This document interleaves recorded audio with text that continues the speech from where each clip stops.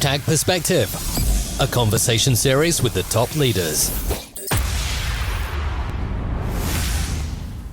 Perfect. So Patrick, I'm not going to be doing a long introduction. I think that most people already know who you are, especially in my network. But I do want to say a big, massive thank you because when I was in high school, your channel, your content was actually my first source of education about business and entrepreneurship. Like it really inspired me, and it made me feel a lot more confident with the choices I was making for myself or was looking to make, not just for me, but also my friends.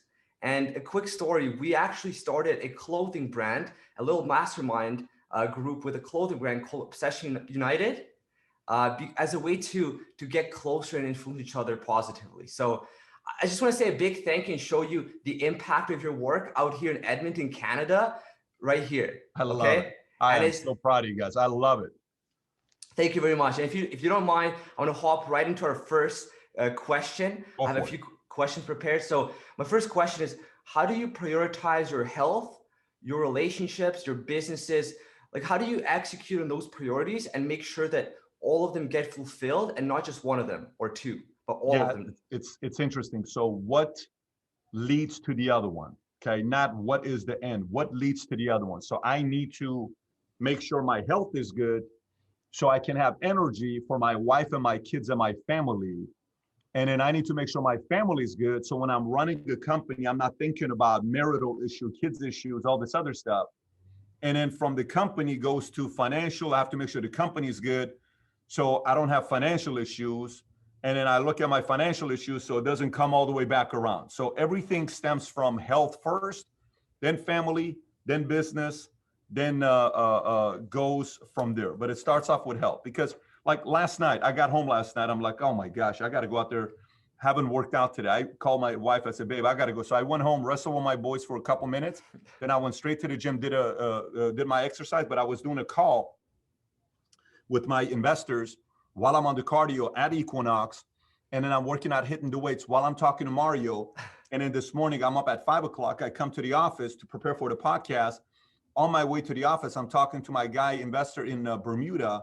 And then I'm coming in to try to run the bit. And I got like 17 different fires to put out today, which is a very, very busy week for us to finish off the year. So yeah, priorities goes that way for me. Got it. So, I didn't prepare this question, but I'm going to ask you now. With the way you're running your life and how sometimes different priorities are happening and being fulfilled at the same time, would you say that times that can be stressful? Is that the best way to manage it? Is it better to separate the priorities from time to time? What do you think about that? Yes, of course. As you age, your priorities are going to change, and my priorities today are very different than my priorities at 32 when I was a newlywed for 2 years with no kids. And my priorities were different at 22. And my priorities are going to be different at 52. And my priorities are going to be different at 62.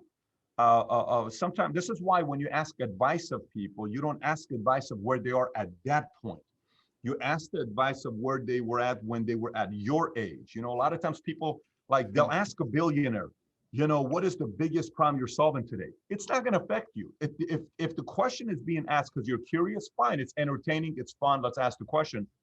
But if you're trying to learn from a billionaire, whoever it is you're interviewing, you got to ask the question of, when you were at my position, when I was running a company, when you were running a company only doing $12 million a year, and you're trying to hire somebody, what were you thinking about? When you were 22 years old, just got out of college, and you got a big personality, you made some money in sales, and you're the guy that goes partying, and you got 15 different friends to choose from and careers to choose from. How did you decide what direction to go to? So it's those questions, because if the 32-year-old Pat was talking to the 42-year-old Pat, and if I prioritize my life at 32 the way I'm doing it right now, I may have not been able to build a business. If that makes any sense. It makes a lot of sense. And, from your answer, I can tell how reading biographies can be very useful, because oftentimes we learn about someone like Elon Musk, we watch the news and we pick out some pieces of information that we want to use for ourselves. But if we read his biography and dive into his youth, his 20s, for example, in my case, that can be much more useful to learn from. I totally agree with you. Absolutely. I totally agree with you.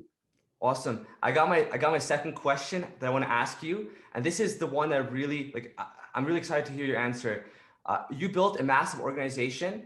So when building the organization, what were the key moments in growing it from no agents to 500 to 10,000, 17,000? Like, how do you go from an apartment like this to a tall building like that? Like, how do you build an organization from stage to stage? Yeah. So everything, one of the most basic fundamental things that I live by is beating my prior best. When I tell you beating my prior best, everything I'm ever doing, I just want to beat my prior best. So what is my prior best for having the most money made in a month? If it's $3,000, I just want to be $3,000. So if I make $4,200, awesome. Now I want to beat $4,200.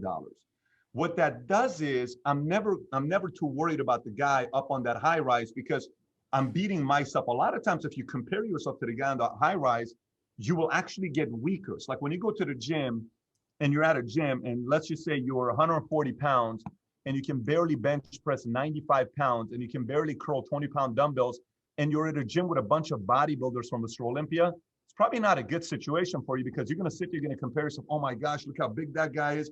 He's bench pressing 4 plates. He's bench pressing this much. That guy's squatting 500 pounds. There's no way I can do that. You just got to focus on going from 200 pounds to 210 pounds to 220 pounds. So the way I got to that level was I had one office. I was in Northridge, California. We had 66 agents to start the company with. And I sat there and I said, how can we open up our first other office? So we did. It was Riverside. Cool. Then I said, how can we open up our first office outside of the state? We did. It was in Hollywood, Florida. Cool. How can we get one additional carrier so we have more options? Great. We got AIG. Awesome. How can we get 2 more employees to help us out with it? So it was that gradual process that you're going until you have leaders who are independently passing down the culture and sharing it with others where the company goes to the next level. That doesn't happen overnight. That takes some time. But the most basic fundamental thing that I talk about in the book, Your Next 5 Moves, that just came out 3 months ago, once you identify who you want to be, okay, and what kind of a life you want to live, that's the most difficult thing for people to do. Do you want to be the entrepreneur? Do you want to be the entrepreneur? Do you want to be an employee? Do you want to be an executive? Do you want to be a salesperson? Do you want to be biz dev? Do you want to be an inventor? Do you want to be an investor? Once you identify, I kind of want to go here. I kind of want to go here. I kind of want to go here. Then from there on, you want to compete with the marketplace. You have to have strategies in place to figure out a way on how you can improve your current situation today and not constantly compare to the guys all the way at the top because it can be very discouraging. Patrick, that was a lot of information and a lot of very useful tips. I'll have to go back and rewatch it to really get the most out of it. I think my biggest takeaway from what you just said is focusing on my present situation, making sure to understand where I'm at, instead of focusing on other guys who might be doing better or worse. And then from that place, really strategizing, how do I get to the next stage and the next stage, and being aware of those pieces. My next question I have for you, Patrick, is someone who wants to build an organization himself, anybody that's listening to this podcast, what's the worst case scenario? So in your 11 years of building the PHP agency, what was your most tough situation, your toughest moment? And now looking back at it, does it still seem as difficult, or did your perception of it change over time? Yeah, it's always today. It's always today. And the reason for it is because, 11 years ago, the problem I was facing, I'd laugh at today. 9 years ago, the problem I was facing, I would still laugh at today. But when I'm in it, in the heat of the moment, it is not funny at all. When you're in the heat of the moment, right? Today, I'm facing stuff today in the company I've never faced before. It's the first time I'm facing the issues that I'm facing today. I don't have any experience in what I'm facing today. I don't know what it is to possibly consider taking a company public. What are the ramifications? What are the liabilities? What do I need? How many employees do I need? Who do I need in finance? What is my level of accountability? Do I want to go public? Do I not want to go public? What's the upside? What's the downside? Do I want the public to know exactly what my numbers are on a monthly basis? If I go there, do I have to be here? Can I work remotely? Do I have to be based out of Texas? If I notice right now with COVID, with the direction everything is going in, how do I manage other companies that are recruiting my employees that are willing to let people work remotely? How do you manage that? What do you do with that? We don't know what to do with that. We've never had to deal with that. It's always the problem you're facing today. All the stuff that I face, like when I'm single, am I ever going to find a wife? Am I going to be, then you're like, am I going to be a good father? Can I handle being a good father? Oh my God. Can we handle one kid? Can we do two kids? Oh my gosh. Can we do three kids and run a company and be married? How do you handle everything? At some point is overwhelming. But these are areas where you have to trust, like the power of faith. Like most people don't want to talk about faith. Faith is a sensitive subject because we don't want to believe that we need a higher power. I think a number I read one time that said 87% of Fortune 500 CEOs all believe in a higher power. I mean, it's different faith, different denomination, but they believe in a higher power. Why is that so critical? Because if you put 100% of the pressure on you on things you have no control over, you'll be miserable. You'll have panic attack, anxiety attacks all the time. Some stuff is just not in your control. And sometimes you have to have a little bit of faith that things are going to work out. And the definition of faith is believing in something you have not seen. So I posted something on Twitter the other day. I said, I work as if I work as if everything I have control of, I give my best to. I don't leave it out. Like if I have control over, so I want to read you exactly what I said here. The words I said was about the fastest way to increase anxiety about things you have no control over is to stress about things you have no control over. If you stress out about things that you have no control over, you're going to create a lot of anxiety. I trust my effort in areas I have control over, but I put 100% trust in God in areas I have zero control over. It took me 25 years to embrace this concept, but it's never let me down, which means what? Whenever you're going through an upgrade, what you have to realize, you're probably not good enough for the next level. And to upgrade for the next level, it probably means you need to improve in one way or another to upgrade to the next level. Can you do that? Will you do that? Will you make those adjustments? No one knows. The market is going to say, you're not ready for the next level. Or the market is going to say, good for you, Roman, you're ready for the next level. Interesting. So it's kind of like every time you're looking to grow and you take that first step towards growth, you put yourself into a position where it is very easy to be stressed because of, I don't know, maybe analysis paralysis or something else, over analyzing things. But if you just make sure that you control what you can manage, what's within your control, and do that, it can take a lot of pressure off. And that's kind of my takeaway from what you just said. Yeah. Awesome. That's about it. Now, this next question I'm really looking forward to asking you this question, because you briefly mentioned being single and finding a wife and building a family. I want to hear your perspective on dating. How can young guys like myself build relationships in their 20s that will contribute to their overall success, overall well-being, instead of being a distraction, like an obstacle? Yeah. So it's so funny you're saying that. So, when I was single, I had nonstop distractions as a single guy trying to win, and at the same time, those who are the most competitive, they have the highest level of testosterone. So they want sex even more. They want women even more. If they want to go out there and party and be in the mix, and they have this edge that they have to them, right? So that can cause a big level of distraction. Historically speaking, the ones who have the least amount of headaches and distractions are typically married with kids. It's just how it is. The people that are that create the most momentum sometimes are those that have a steady relationship, that they're not always having to go on Tinder, go on this website, go on that website, go on this website, because you're constantly chasing. Girl asked me a question the other day, this model out of Toronto, which she has her own podcast as well, and she's done some big work for herself modeling wise. She said, what are you no longer chasing at this age? I said, women. She started laughing. I said, really? I said, I don't have to chase women anymore. You have no idea how much I loved it and how much energy I put into it, because it's the hunt. It's like, oh my gosh, I'm gonna see if I can get her. I'm gonna see if I can get her. If I can take that same level of energy and focus of, can I get her into a dream, vision, goal, something big to buy into, that same desire to want to get that goal and date her, take her home, whatever it may be, I put into this. you typically end up getting similar results. So how do you channel that fire from here to here? Don't get me wrong. I mean, I'm a guy that's partied a lot. I'm a guy that's traveled a lot. I'm a guy that's had a lot of fun. I'm a guy that did my part before getting married. And I think men need to do that to get it out of their system. But I think sometimes if you cross the line, you can totally screw it up. Look what happened to Tony Hsieh.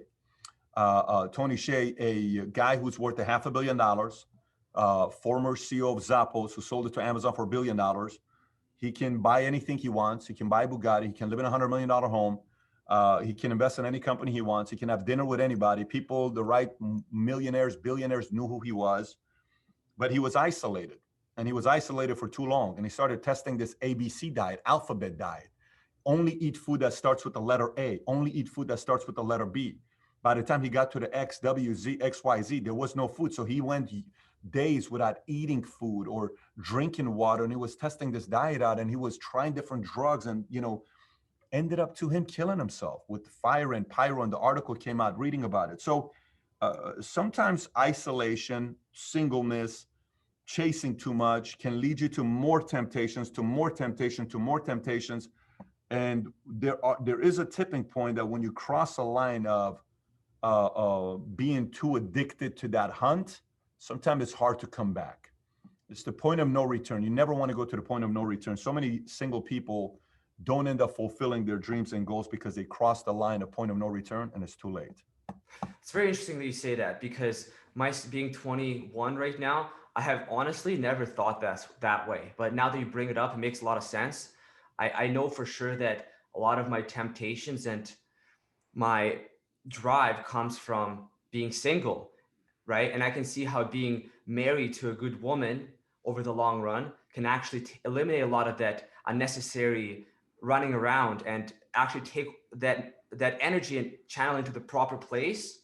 So I think it's very valuable. And I think the people that are listening to this podcast, guys like myself in their 20s, or even if you're older, I feel like it'll be very useful to get this idea and digest it and use it and leverage it. And by the way, keep this in mind. Just because I'm married, that doesn't mean I'm not tempted.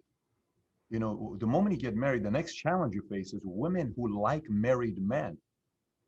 There are a lot of girls that like married men, not single. So once you're married, you're a target, because now you become the guy that they can't get because you're married.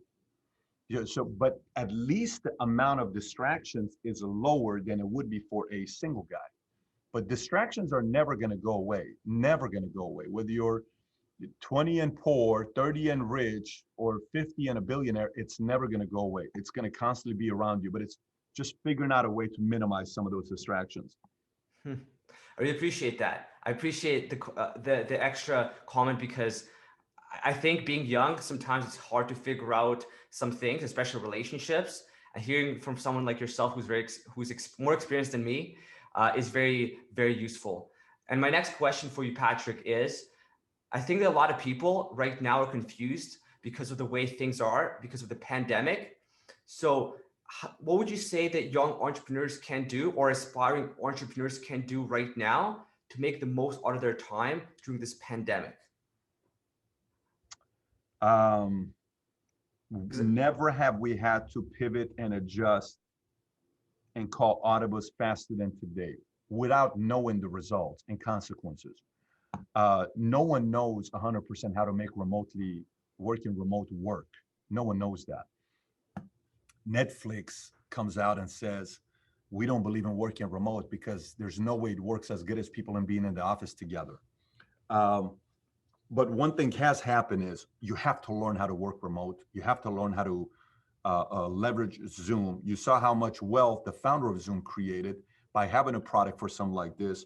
So I think if I'm a young entrepreneur, I'm sitting here trying to predict the future on what other things could happen. What other needs can we have? What happens? Is this pandemic style going to be a normal style? Is this permanently changing some business models? Is this permanently changing the business model of restaurants, where a DoorDash and some of those things are going to be doing better?